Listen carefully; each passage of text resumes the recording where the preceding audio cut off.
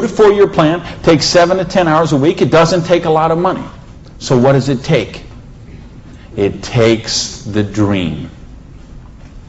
Because if you don't have the dream, you'll never find the 7 to 10 hours a week. I can guarantee you that. You're busy. We're all busy. You're working, you're picking up the dry cleaning, you're making dinner, you're taking the kids to football practice, you're paying the bills, you got to sleep, you got to eat, all this. You're using 24 hours of every day already. So what's got to give? You've got to find a dream, something that will take you to this frame of mind where you will change the way you live, you will change the daily actions you take, and you will change your mindset for a 2 to 4 year period. So that alarm clock will go off at 6:30 in the morning. You'll get up, you'll have your breakfast, you go to work, you'll work 8 or 9 hours at your job, you'll get out of the job, you'll run somewhere, grab a bite to eat, and go somewhere and work for another 3 hours in the evening. When you could be home watching TV, when you could be with your kids, when you could be with your family, when you could be watching a football game or something else. But you will make a sacrifice. You will say, I will find the 7 to 10 hours a week for 2 to 4 years to build my freedom, to build my security, to build my independence. Here's the secret of everything I'm going to talk about tonight. Has to do with leverage. It's getting you out of the trap. And there's a big trap, okay? And this is the trap. It's people trading time for money.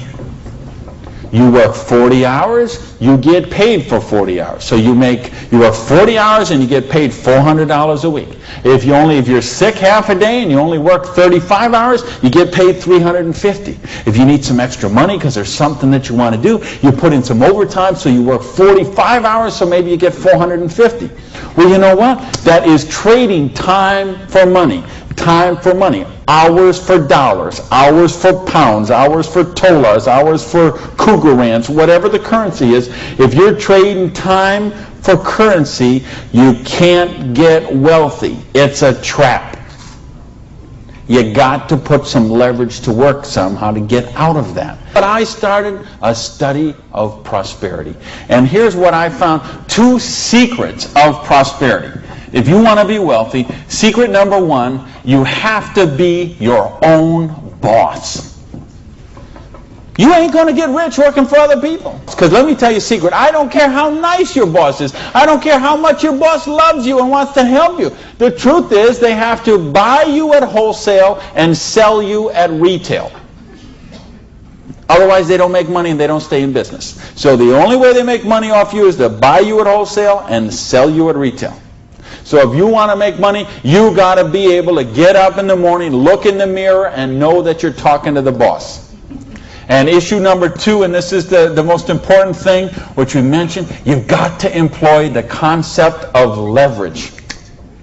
And this is something, J. Paul Getty, who was one of the wealthiest people the world ever known, he understood this. And he was quoted oftentimes, this is probably his most famous quote, when he said, I would rather have 1% of the efforts of 100 people than 100% of my own efforts. Because he understood the concept of leverage. And he became one of the wealthiest people the world has ever known. So tonight, I'm going to share with you how you can employ this same concept of leverage that the wealthiest people in the world do, and it'll allow you to get your share of that kind of wealth. Now, how do you put this leverage? It's a business called network marketing, sometimes called multi-level marketing. Sometimes we call it MLM for short. What is it? It's a business that allows you to leverage the efforts of other people who have a dream and are willing to trade that 7 to 10 hours a week to get a dream.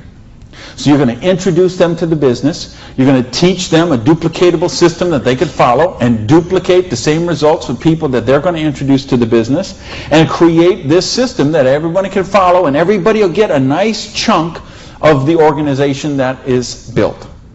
And because you direct your own organization, because you are your own boss, you get some residual income out of the efforts of the people that you introduce to the business. That's the leverage.